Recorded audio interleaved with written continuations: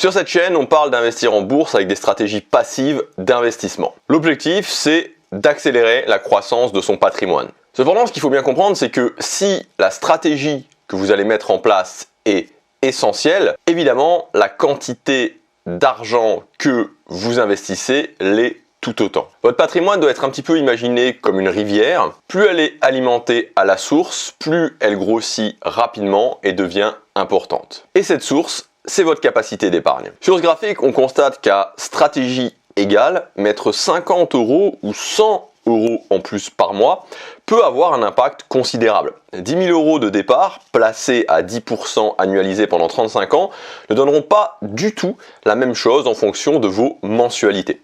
Avec 100 € par mois, vous obtenez 623 614 €. Avec 100 € supplémentaires tous les mois, c'est 966 203 € à l'arrivée. Enfin, si vous mettez juste 50 € de plus, cette fois, vous avez 1 137 498 € de capital final. Donc, travailler sur sa capacité d'épargne est décisif pour le résultat final. Et ça tombe bien, on est à la fin de l'année 2024 et c'est la période des bonnes résolutions pour l'année 2025. Alors cette année, pourquoi ne pas décider de prendre réellement en main vos finances ? En commençant à investir sérieusement avec la bonne stratégie et la meilleure capacité d'épargne possible. Et pour ça, le point de départ, c'est votre budget et votre capacité à l'optimiser. Donc dans cette vidéo, on va voir 17 conseils techniques très concrets pour réussir à optimiser votre budget et donc votre capacité d'épargne. Premier conseil, notez ce que vous dépensez. C'est la base, c'est une étape incontournable pour prendre le contrôle de vos finances et optimiser votre capacité d'épargne. Tout simplement parce que ça permet de voir réellement ce qui se passe, de prendre conscience de ses habitudes et ensuite de travailler dessus. C'est exactement la même chose que quand on veut améliorer son physique, son corps, et donc ça passe par l'alimentation. Si on ne sait pas du tout ce qu'on mange, on ne peut pas l'optimiser. C'est pareil pour le budget. Et peut-être qu'aujourd'hui vous pensez savoir ce que vous dépensez.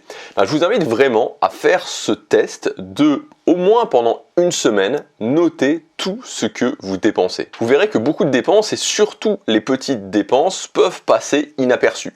L'exemple classique, c'est le café quotidien. D'ailleurs, d'après une étude de l'IFOP, 85% des Français consomment du café en dehors de chez eux, principalement au travail ou au restaurant. Donc si vous faites partie de ces 85% qui boivent au moins un café par jour à l'extérieur, en prenant un prix moyen de 2,50 € le café, et en ne considérant que les jours travaillés, vous êtes déjà en mesure d'économiser 62,5 € par mois, soit 750 € par an. Alors ça peut paraître anecdotique, mais si vous mettez de côté ces 2,50 € pour les investir, avec les mêmes caractéristiques que tout à l'heure, c'est-à-dire 10 000 € de capital initial à 10%, mais en mettant seulement ces 60,50 € comme mensualité, rien qu'en 5 ans, vous avez doublé votre capital de départ, vous êtes à 20 928 €. En 10 ans, vous arrivez presque à 40 000 €. Et en 35 ans, vous avez pratiquement atteint le demi-million, juste avec l'argent d'un seul café. Donc notez vos dépenses, ça permet justement d'identifier ces fuites et de prendre vraiment conscience de la manière dont chacun de vos euros est utilisé. Conseil numéro 2, c'est tout simplement d'augmenter votre motivation à épargner en gardant un œil sur votre patrimoine, sur la croissance de votre patrimoine. Quand on investit sur le long terme avec la bourse, notre objectif c'est d'avoir le capital le plus important au bout d'un certain temps et en général de pouvoir vivre complètement ou en tout cas d'avoir des revenus passifs, de générer des revenus passifs sur ce capital qu'on aura créé. Mais évidemment, c'est quelque chose de longue haleine, c'est quelque chose qui n'arrive pas du jour au lendemain, il faut plusieurs années, voire 10 ans, 20 ans, 30 ans, et la clé réside dans notre motivation à le faire. Et l'un des moyens d'augmenter sa motivation dans n'importe quel domaine, c'est tout simplement le fait de visualiser ses progrès. Encore une fois, je reprends l'exemple de l'amélioration esthétique. Si vous allez en salle de musculation, il n'y a rien de plus motivant que de visualiser ses progrès. Et c'est pareil pour l'augmentation de votre patrimoine. Et donc c'est pour ça que je vous ai préparé un fichier bonus que vous pouvez télécharger gratuitement dans le premier lien dans la description. Avec ce fichier, vous allez pouvoir mesurer l'ensemble de ce que vous gagnez, l'ensemble de ce que vous dépensez, quel est votre reste à vivre, votre pourcentage d'épargne, combien vous investissez et enfin le montant total de vos investissements. Ce fichier il est très simple, il n'est pas prise de tête, je vais vous l'expliquer rapidement. Donc il y a 4 onglets seulement, revenus, dépenses, patrimoine, récapitulatif. Là, vous avez sous vos yeux le premier onglet Revenus. Donc dans cet onglet, vous mettez l'année suivie dans le cadre en haut. Et cette date s'incrémentera automatiquement à la suite de chaque mois et dans tous les onglets. Ici, j'ai mis 2024. Donc, vous avez 10 sources possibles de rentrée d'argent. Alors, par facilité, j'ai mis salaire 1, salaire 2, salaire 3, mais vous pouvez noter ce que vous voulez. Donc, vous pouvez noter votre revenu, donc le salaire. Vous pouvez noter, par exemple, imaginons que vous fassiez les vidéos YouTube, publicité YouTube. Vous pouvez noter, si vous souhaitez, revenu locatif. Vous pouvez noter, il y a 10 possibles. Enfin, vous pouvez rentrer jusqu'à 10 cases et vous mettez absolument ce que vous voulez dans les 10 cases. Ensuite, vous remplissez les cases avec ce que vous touchez chaque mois. Par exemple, vous avez reçu de l'argent chaque mois pour le salaire 1, par contre pour le salaire 2, vous avez touché de l'argent en janvier, février, mais pas en mars. C'est aussi possible de faire, vous pouvez remplir les cases ou pas, comme qui correspond à la réalité de ce que vous avez touché. Donc il n'y a pas d'obligation de remplir tous les cases ou de mettre 0.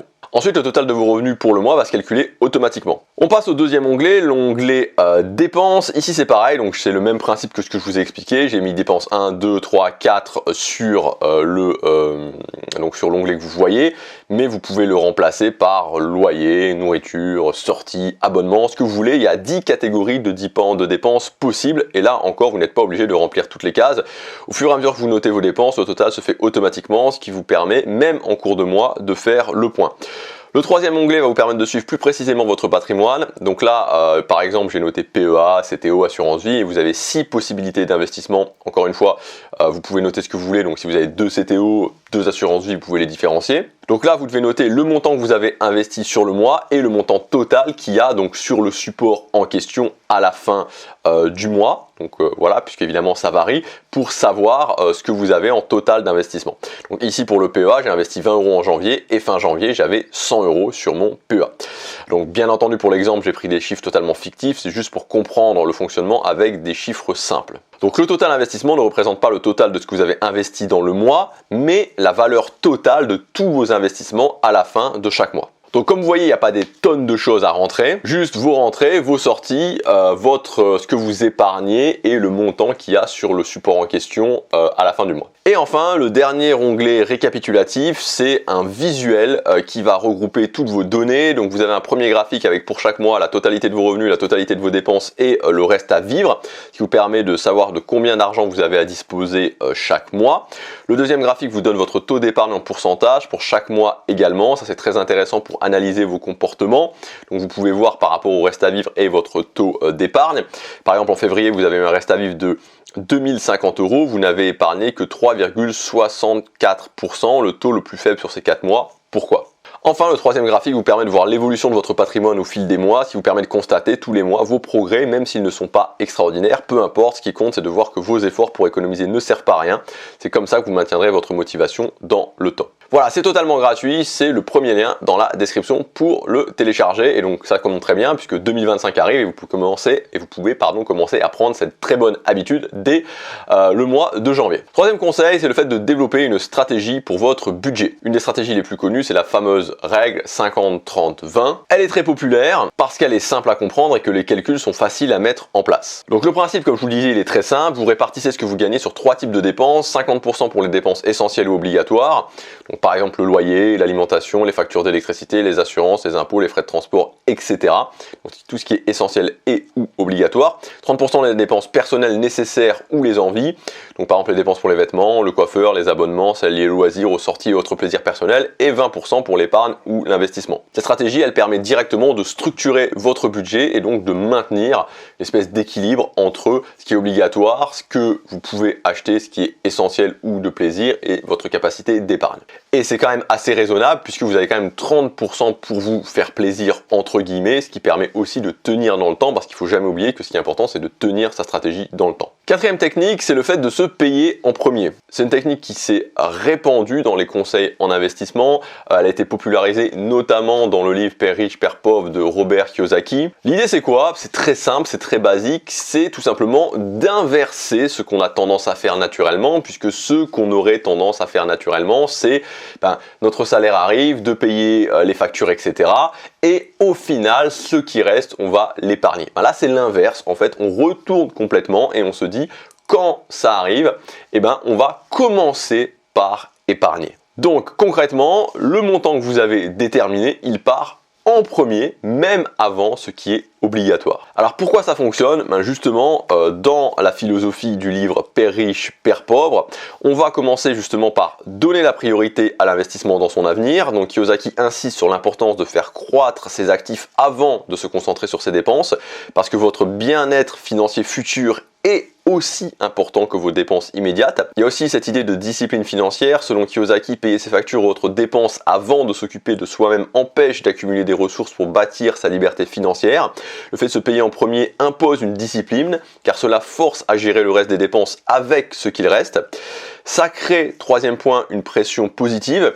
Donc il explique aussi que cette méthode peut générer une forme de pression constructive. Si vous payez en premier et que vos fonds deviennent limités pour les autres dépenses, vous êtes incité à trouver des solutions comme augmenter vos revenus ou réduire vos charges plutôt que de sacrifier votre épargne.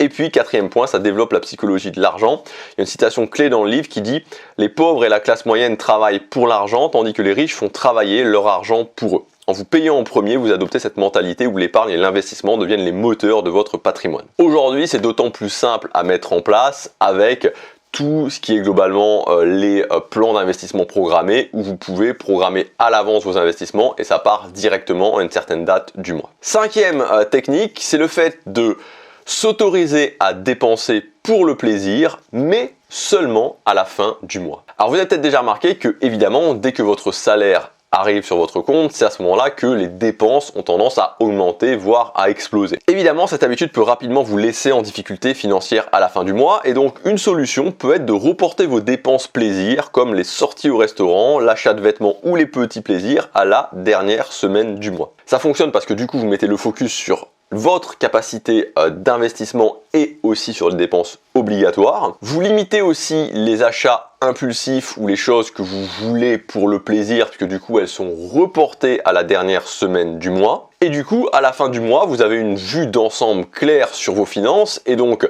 si c'est pas possible, c'est pas possible. Et si c'est possible, vous pouvez le faire vraiment en toute sérénité et vraiment profiter de vos achats. Donc comment vous pouvez l'appliquer concrètement? Donc pour le début du mois, mettez en place des plans d'investissement programmés pour votre épargne et planifiez vos dépenses obligatoires. Ensuite, deuxième point, fixez-vous une règle personnelle. Décidez que tout ce qui est sortie au restaurant, tout ce qui est achat de vêtements ou autres loisirs ne seront envisagés qu'à partir du 20 ou du 25 du mois. Et vous pouvez aussi, troisième point, vous créer une liste de choses que vous souhaiteriez acheter, et donc en fin de mois vous pouvez acheter directement sur cette liste en vous utilisant cette liste. C'est assez cool parce que ça permet non seulement de développer une discipline financière, mais en plus je dirais d'avoir cette idée de récompense. Je me récompense, je me fais plaisir à la fin du mois avec justement des loisirs, des restaurants, des choses qui me font, ou des vêtements, des choses qui me font vraiment plaisir. Sixième technique, c'est le fait d'analyser vos dépenses contraintes. Donc ça, c'est toutes les charges incompressibles de votre budget que vous allez devoir effectuer sous peine d'avoir des pénalités importantes. Donc par exemple, on y retrouve le loyer ou le crédit immobilier, les factures d'électricité, d'eau, de téléphone, les assurances ou encore les abonnements essentiels comme les transports en commun qui vous permettent d'aller au travail. Ce sont les dépenses qui garantissent votre fonctionnement de base au quotidien. Donc comme on l'a vu, avec la règle 50-30-20, vos dépenses contraintes ne devraient pas dépasser 50% de ce que vous gagnez. Mais évidemment, cette règle peut être difficile à appliquer en fonction de votre salaire ou si vous vivez dans une zone où le coût de la vie est particulièrement élevé. Donc si vous constatez que vos dépenses contraintes sont supérieures à 50%, pas de panique. Déjà, commencez par analyser ces dépenses contraintes et quelles sont-elles et donc leur pourcentage global par rapport à votre salaire. Et ensuite, n'essayez pas de descendre d'un coup à 50%. Imaginons que vous soyez à 70% de dépenses contraintes, ce qui est très important évidemment. Essayez plutôt de baisser de 2 ou 3% par mois. Par exemple, pour un revenu net de 2000 € par mois, si vos dépenses contraintes s'élèvent à 1600 € par mois, soit 80%, vous pouvez essayer de baisser de 32 € chaque mois au départ. Ça semble réalisable et surtout ça vous permet de commencer à trouver des idées pour arriver à atteindre les 50% plus tard. Et donc puisqu'on parle de ces idées, on va passer au conseil numéro 7. Passez par une banque en ligne, chassez les doublons de vos assurances. Souscrire à ce qu'on appelle des packages bancaires peut sembler intéressant. Toutes les banques traditionnelles vous proposent ce genre de packages qui sont censés correspondre à vos besoins. Par exemple, vous avez le forfait Esprit Libre chez BNP Paribas ou le bouquet Liberté à la caisse d'épargne qui s'adapte en fonction de votre âge et de vos besoins. Cependant, même si ça paraît intéressant sur le papier, méfiez-vous parce que ça revient toujours plus cher que ce qu'il n'y paraît. Alors en moyenne, évidemment c'est une moyenne parce que ça dépend des options choisies, ces packages vous coûteront 15 € par mois alors qu'en général tout ça est gratuit dans des banques en ligne. Et en particulier les frais de tenue de compte et de cotisation de votre carte bancaire, votre carte Visa par exemple. Dans la majorité des banques en ligne, vous n'avez pas de frais de tenue de compte et votre carte bancaire est conditionnée par exemple un achat par mois et ensuite elle est gratuite. 15 € par mois, c'est toujours le même principe, c'est 180 € par an. Économisez sur 5 ou 6 postes de cette manière et vous avez vos 100 € par mois. Idem pour les assurances, c'est probable que vous payez plusieurs fois pour la même couverture. Par exemple, la protection juridique, elle est souvent incluse dans différents contrats comme l'assurance habitation, l'assurance auto et même dans certaines cartes bancaires haut de gamme. Ces doublons finissent par peser lourd sur votre budget. Donc la solution, c'est faites le point sur vos contrats, listez toutes vos assurances, auto, habitation, santé, vie, etc. et vérifiez les garanties qu'elles incluent. Une fois les doublons opérés, contactez vos assureurs pour ajuster votre contrat.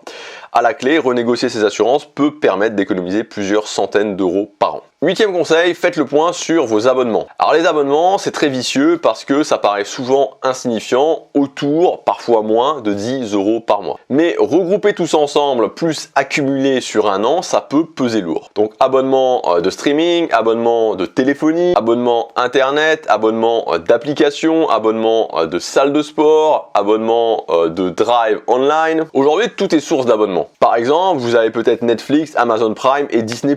Est-ce que vous avez vraiment besoin de tout ça? Il y a aussi des plateformes comme par exemple les furet.com qui vous permettent de comparer. Du coup, ça peut vous aider à trouver le meilleur rapport qualité-prix. Ensuite, il ne faut pas hésiter justement à renégocier ou même à changer. Il y a souvent des tarifs qui peuvent être plus avantageux quand vous passez d'un opérateur à un autre. Ce qui est important, c'est au moins d'avoir une liste précise de ces abonnements et de les regarder régulièrement pour être sûr qu'ils ne s'accumulent pas et qu'ils soient nécessaires. 9e conseil, c'est le fait de reconsidérer votre logement. Évidemment, dans un budget, la plus grosse source de dépenses, c'est souvent le logement qui peut représenter jusqu'à 30 à 40%. Donc si c'est trop élevé, ça peut être intéressant, quand c'est possible évidemment, d'envisager des solutions alternatives. Déménager dans une zone moins coûteuse, donc si vous habitez dans une grande ville ou une zone à forte demande, envisagez un déménagement vers un secteur périphérique qui peut vous permettre de réduire significativement le loyer. Ça peut impliquer un peu plus de transport, mais les économies réalisées peuvent compenser. La colocation, c'est une solution économique et conviviale, elle permet de partager les charges fixes comme le loyer, l'électricité et l'eau. Vous pouvez aussi éventuellement sous-louer une pièce, si vous avez un logement spacieux, vous pouvez louer une chambre inoccupée via des plateformes comme Airbnb, ça permet de rentabiliser l'espace. Réduire la taille de votre logement, peut-être que votre situation a changé, dans ce cas, passer à une surface plus petite peut alléger le poids de cette dépense. 10e conseil, c'est le fait de se passer d'une voiture personnelle pour alléger son budget. La voiture, c'est pareil, c'est clairement un gouffre à argent. Carburant, assurance, entretien, réparation, péage, stationnement, le budget moyen des Français pour leur voiture est de 6 063 € par an, soit plus de 500 € par mois. Sans oublier la dépréciation très importante de sa valeur avec le temps. Se passer d'une voiture peut vraiment représenter une économie significative, bien sûr si vous vivez dans des zones où cela est possible. Donc dans les solutions, il y a évidemment utiliser les transports en commun, il y a aussi le fait d'adapter le covoiturage, vous pouvez aussi opter pour l'autopartage, donc il y a des services comme Get Around, Drivey ou encore des voitures en libre service comme Cities qui vous permettent de louer une voiture à la demande uniquement quand vous en avez besoin.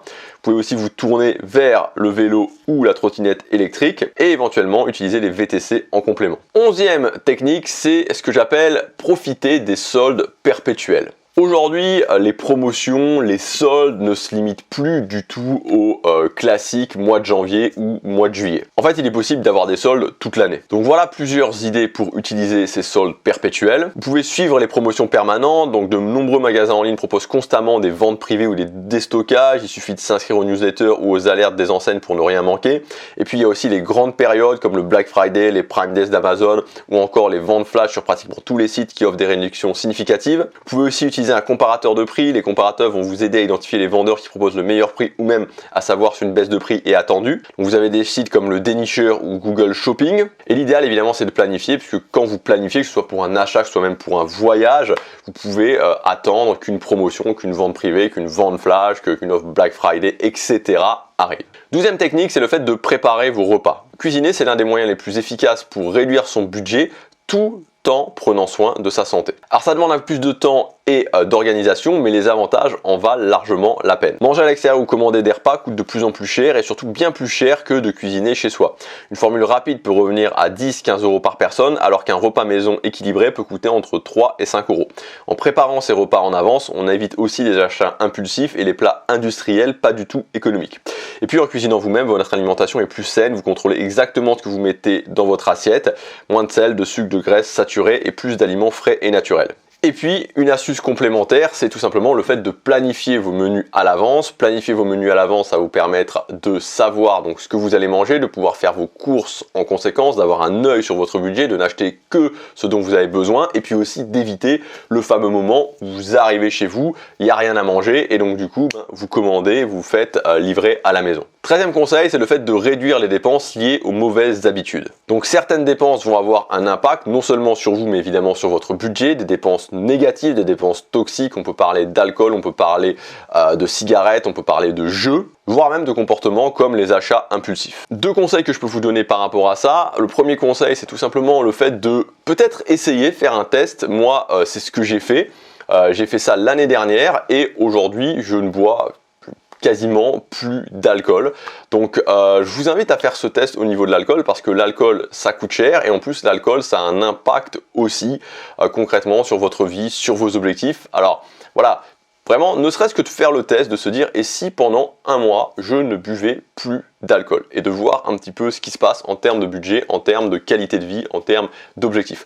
Autre chose, au niveau des achats compulsifs, si vous voulez vraiment quelque chose, laissez passer au moins une semaine avant d'acheter cette chose-là. 14e conseil, c'est tout simplement le fait d'acheter les modèles précédents. Alors évidemment, l'idée par exemple pour les téléphones, c'est forcément de prendre des téléphones qui sont moins chers, mais peut-être que vous avez une attraction particulière pour certains modèles comme Apple ou comme Samsung. Si c'est le cas, ça peut être intéressant d'acheter les modèles précédents. Chez Apple par exemple, un iPhone de la génération précédente reste un excellent appareil pour plusieurs années, il est performant et peut coûter 100, 200 voire 300 € moins cher. 15e conseil, c'est le fait d'utiliser Vinted ou Le Bon Coin pour vendre ce que vous n'utilisez plus. On a tous chez soi des vêtements ou des objets ou des appareils que on n'utilise plus qui sont dans un placard. Donc ces articles, non seulement ils prennent de la place, ils occupent de l'espace chez vous, ils peuvent aussi amener parfois ce sentiment de remplissage qui est désagréable et c'est quelque part de l'argent qui dort. Donc par exemple, Vinted c'est spécialisé dans les vêtements, chaussures et accessoires, vous pouvez facilement mettre en ligne des photos, fixer un prix et gérer les ventes directement depuis l'application. Pour vendre les meubles, les appareils électroniques, livres ou même des objets de bricolage, Le Bon Coin est parfait, les transactions se peuvent faire localement pour éviter les frais d'expédition.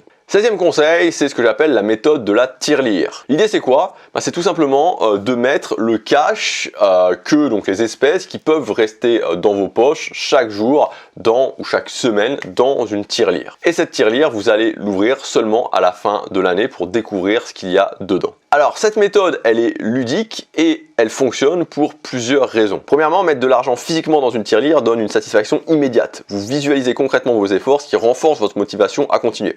De plus, c'est un système simple et flexible, pas besoin d'une grande organisation ou d'outils sophistiqués. Il suffit de mettre ce qui reste dans ses poches chaque jour ou chaque semaine. Et enfin, il y a vraiment cet effet surprise à la fin de l'année. Au moment où vous ouvrez votre tirelire en décembre, on réalise que de petites sommes régulières peuvent se transformer en une somme significative. Donc ça fonctionne, c'est ludique, c'est sympa. Ça vous pousse en plus justement, surtout vers la fin de l'année, quand on arrive vers octobre, novembre, décembre, à mettre justement dans cette tirelire. Et ça renforce un petit peu cette psychologie, comme je vous disais, qui est très importante dans ces investissements et notamment avec les stratégies passives où on utilise les intérêts composés, que de petites sommes mises régulièrement apportent un résultat significatif, voire considérable au bout d'un certain temps. Et enfin, 17e et dernière technique, faites-vous un plan des 100 000 €. Alors, j'en ai parlé dans une précédente vidéo, c'est un concept qui est relativement connu, c'est que quand on démarre, on a souvent cet objectif d'arriver aux millions d'euros, voilà, devenir millionnaire. Et en fait, ce qui se passe, c'est que le plus dur, le plus difficile, c'est d'arriver à ces 100 000 premiers euros. Là, je vous ai fait un graphique qui représente l'évolution d'un placement initial de 10 000 € en rouge et l'évolution d'un placement de 100 000 € en jaune. Si vous voulez atteindre le million d'euros avec 10 000 € de départ, c'est possible, mais ce sera très long, un petit peu plus de 48 ans. On peut se décourager. Maintenant, avec 100 000 € de départ, c'est réalisable en un petit peu plus de 24 ans seulement, ce qui est beaucoup plus atteignable. C'est donc évidemment beaucoup plus motivant. Donc l'idée, c'est de se faire un plan en se disant, je voudrais atteindre 100 000 € dans X années. Et donc vous affichez votre objectif final, dans combien de temps, et donc ensuite vous faites un plan décroissant, c'est-à-dire que, imaginons, dans 10 ans je vais être à 100 000 euros, donc dans 9 ans j'en suis où, dans 8 ans j'en suis où, dans 7 ans j'en suis où, etc. etc. et vous faites l'année en cours, un plan tous les mois. Donc combien évidemment vous devez épargner, à combien vous devez en être, alors évidemment ça fluctue, mais pour avoir quelque chose, un plan général qui vous permet de garder votre motivation. Par exemple, si vous n'avez aucun capital de départ, vous pouvez atteindre 100 000 euros en 10 ans en plaçant 500 euros avec un rendement annualisé d'une moyenne donc de 10%. Donc vous pouvez afficher ce genre d'objectif tel que je vous l'ai montré ici sur ce graphique et vérifier au fur et à mesure que le temps passe que vous progressez de la bonne manière. Voilà pour ces 17 techniques, j'espère qu'elles vous auront aidé. Alors évidemment, toutes ces techniques ne sont pas appliquées pour tout le monde. L'idée c'est d'avoir un panel général qui va correspondre à différents profils. Forcément, si vous avez 25 ans, c'est peut-être plus envisageable de vous passer de voiture, c'est peut-être 25 ou 30 ans, vous êtes tout seul, vous n'avez pas d'enfant, vous n'avez pas de relation de couple, de vous passer de voiture, de déménager, etc. etc. Certainement qu'à 50 ans avec des enfants, un travail, ça va être plus compliqué de vous passer de voiture et de déménager. Évidemment, donc tous les conseils ne concernent pas tout le monde, mais vous avez un panel et dans ces 17 conseils, 17 techniques, je pense que vous aurez des pistes de réflexion pour pouvoir justement améliorer votre capacité d'épargne. Je vous rappelle que vous avez le gestionnaire de patrimoine au sens large, puisque ça vous permet d'avoir un œil sur vos patrimoines, sur vos revenus, sur vos dépenses, sur votre reste à vivre, votre capacité d'épargne, etc., sur vos supports qui augmentent au fur et à mesure. C'est gratuit, totalement gratuit, c'est le premier lien dans la description. Je vous laisse là-dessus, je vous dis à très bientôt pour la prochaine vidéo et je vous souhaite en avance une très bonne année.